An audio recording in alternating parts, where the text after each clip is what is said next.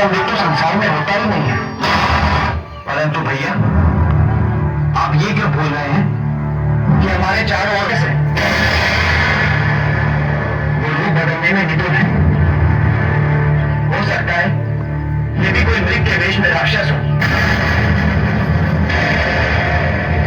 आप दोनों ये तो मानेंगे कि ऐसा मृग संसार में होता ही नहीं है, यह प्राकृतिक है। सीधे लक्ष्मण की बात को झुकलाया नहीं जा सकता। मेरा धनुष बांध लो, मैं इसे पकड़ूंगा। यदि ये माया भी हुआ तो मैं इसका विनाश कर दूंगा। और राक्षसों के विनाश का अपना प्रण भी पूरा करना। मैं अभी आपका धनुष बाण लेकर आई। भैया, मेरे मन में शंका हो रही है। आप इस मृग के पीछे मत चलिए। तुम्हारी भाभी क्या मांग है? पूरी खबर नहीं होगा।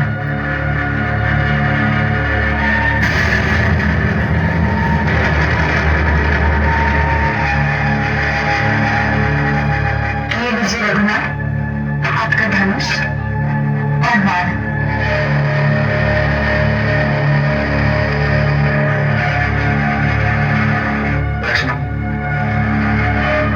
सीता को बहन ना हो, इसीलिए तुम वहीं रहो।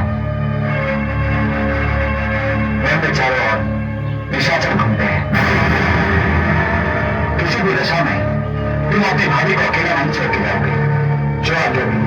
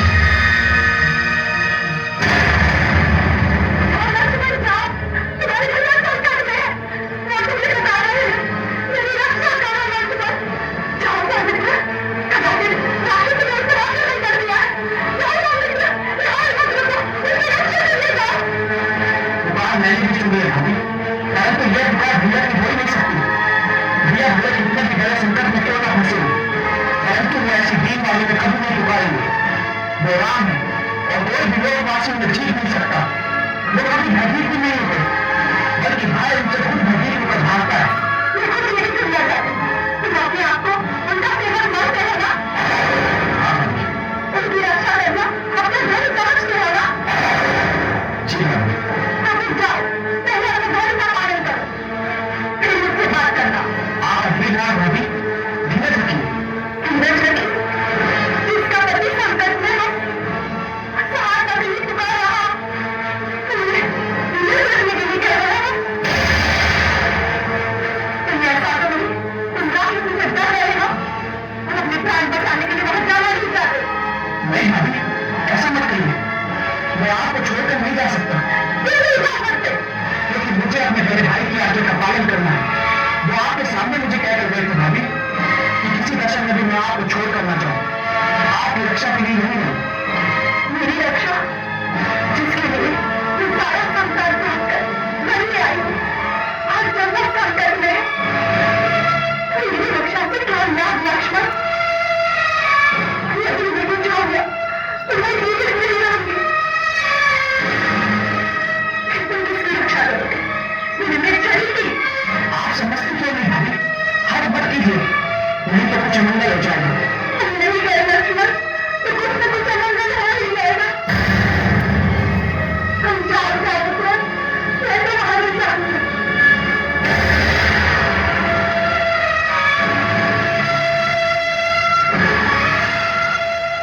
तुम नहीं जाना चाहते? ठीक है, मत जाओ। ये धनुष मुझे दे दो। हर आदमी स्त्री अपने पति की रक्षा करना चाहती है। क्या हुआ? तुम धनुष नहीं देना चाहते? कोई बात नहीं, तुम ले लो, मैं ऐसे ही जाती हूँ। नहीं भाभी, आप नहीं जाइए, मैं जाऊंगा। आज पहली बार मैं लक्ष्मण आपकी आज्ञा का पालन करने के लिए अपने राम भैया की आज्ञा का उल्लंघन करेगा। आप उठिए, मैं चलिए भाभी।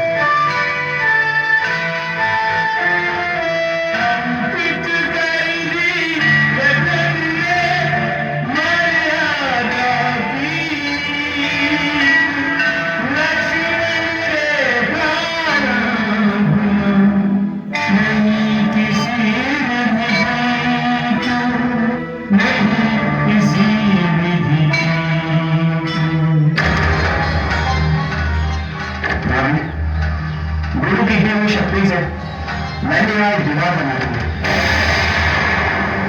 जिसे रंगीन आंखों से नहीं देखा जा सकता। और जो भी इस लक्ष्मण रेखा को पार करके रंग आने का साहस करेगा, वो वहीं बस हो जाएगा। और मेरी आपसे एक विनती होता हूँ कि भैया की उपस्थिति में आप स्वयं की इस रेखा को लांघना नहीं।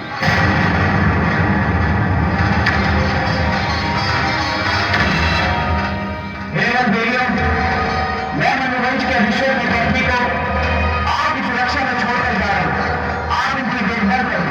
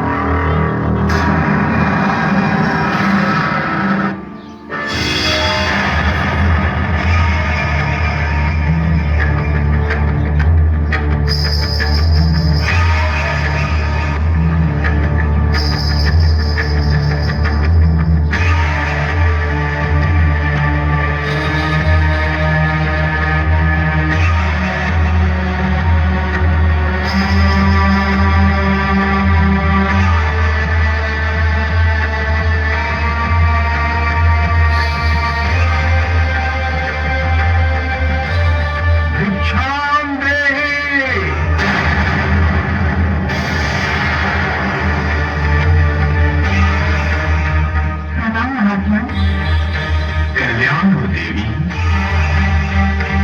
हम यहां से जा रहे थे, तुम्हारी कुटिया देखी तो मन में आशा जगी कि कुछ खाने को मिलेगा। अवश्य महात्मा, मैं आपके लिए यथासंभव भोजन का प्रबंध करके आती हूँ।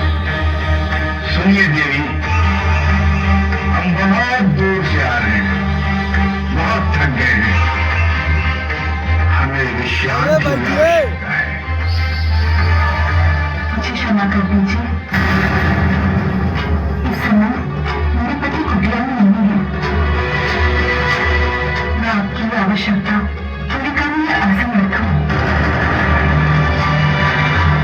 अब हमें रोकिए, मैं आपके लिए भोजन लेकर आती हूँ।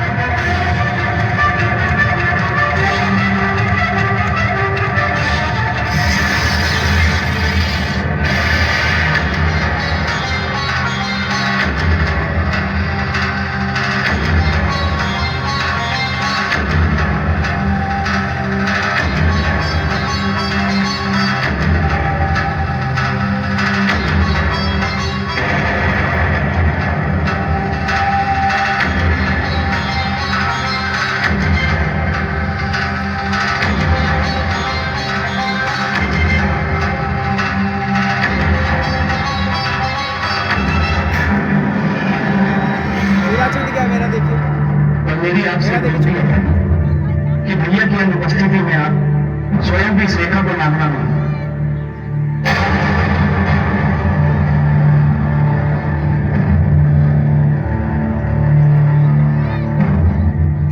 मुझे नीरज मुझे मुझे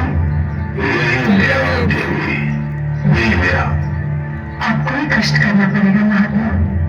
मैं बहुत थक गया हूँ, वहां तक उठकर आना संभव नहीं।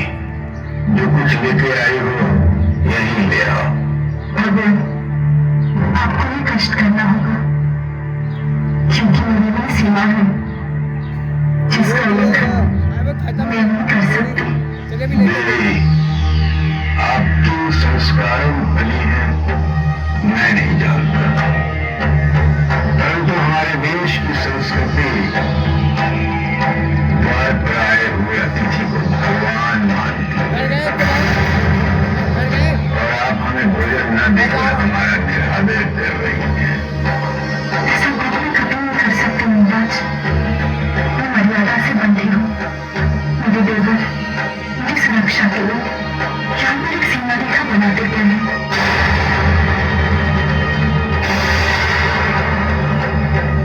जिसे बाहर नहीं जा सकते, क्योंकि उन्होंने मुझे अपनी शपथ दी है। कृपया बुरा न मानिए। बुरा व्यवहार कर रही हो देवी और कह रही हो कि बुरा न मानो। पहले हमें कुटिया के अंदर आने से मना किया और अब ये रेखा से बना हुआ भोजन देना चाहती हो, जैसे हम कोई पशु पक्षी हैं। देवी, अतिथि देवो भव, ये मानकर हमारे चरण धो, फिर हमें भोजन करवाओ, हमारी सेवा करो। हम ये नहीं चाहते हैं, परंतु हम ऋषि हैं, तिरस्कार सहन नहीं कर सकते। नहीं चाहिए हमें भोजन, जा रहे हम तो हरिद्वार से भूखे पेट।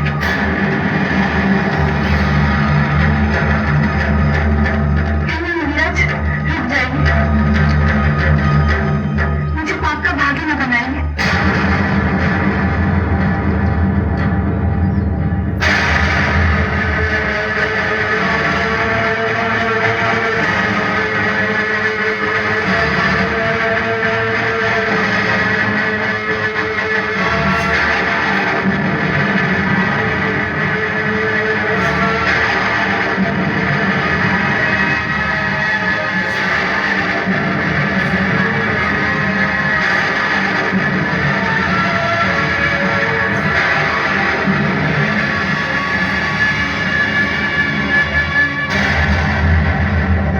मुझे नीरज भोजन ग्रहण कीजिए और मुझे आशीर्वाद दीजिए। क्या ललाट है, अवश्य किसी राजघराने से हो देवी। तुम्हारे पिता का क्या नाम है? मिथिला नरेश, महाराज जनक की पुत्री हूँ मैं। मिथिला नरेश की राजकुमारी, और इस अवस्था राजमहलों में पली इस कुटिया में अपना यौवन क्यों नष्ट कर रही हो देवी? तुम्हें तो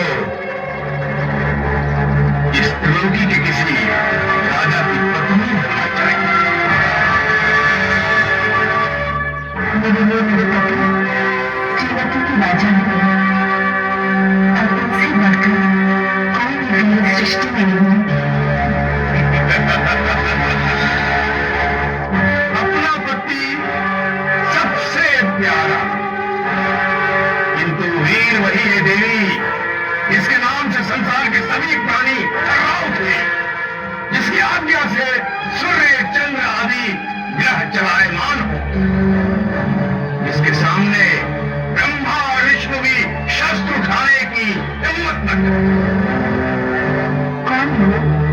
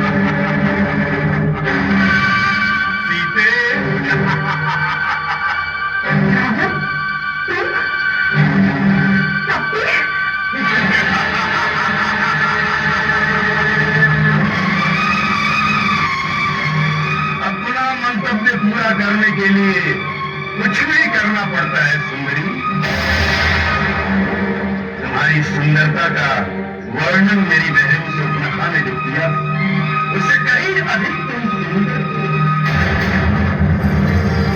तुम्हें देखने के लिए मैंने साधु का रूप धारण किया।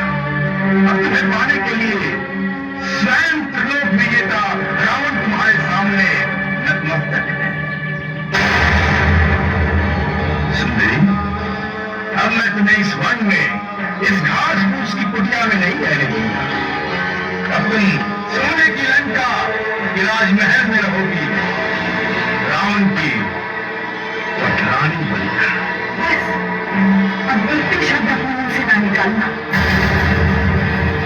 चुपचाप यहाँ से चले जाओ यदि अपना जीवन चाहते हो तो, अन्यथा मेरे पति अपने एक बात से तुम्हें और तुम्हारे सोने की लंका दोनों को भस्म कर देंगे। हे कमल लोचने, तुम्हारी राक्षसों की शक्ति नहीं जानती। खर और दूषण ये दोनों तुम्हारी भाई थे ना। 14,000 राक्षसों के साथ इन दोनों का अंत कर दिया था मेरे पति ने। तुम्हारी राक्षसी तारका उसका भी अंत मेरे पति ने किया था। अभी तुम यहाँ से नहीं गए तो अपने आप को त्रिलोक विजेता मानने वाले रावण तुम्हारे साथ साथ तुम्हारे पूरे वंश का अंत कर देंगे मेरे रघुवीर। तुम्हारी भलाई इसी में है कि मेरे पति और मेरे देवर के आने से पहले पहले तुम यहाँ से भाग जाओ। भागेंगे सुंदरी, लेकिन तुम्हें अपने साथ लेकर हट जाओ मेरे रास्ते से।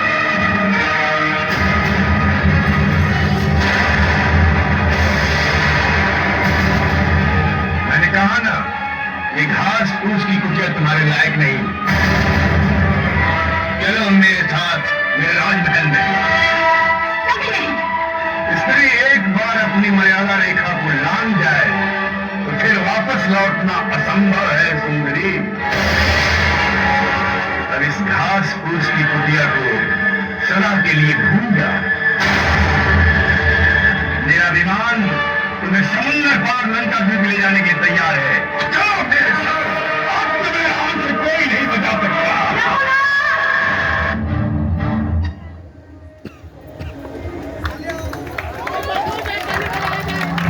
हेलो, देखो सीता है बहुत ही प्यारा सीन हमारे यहाँ के कलाकारों ने प्रस्तुत की। एक बार तालियां। पुलिस रामचंद्र की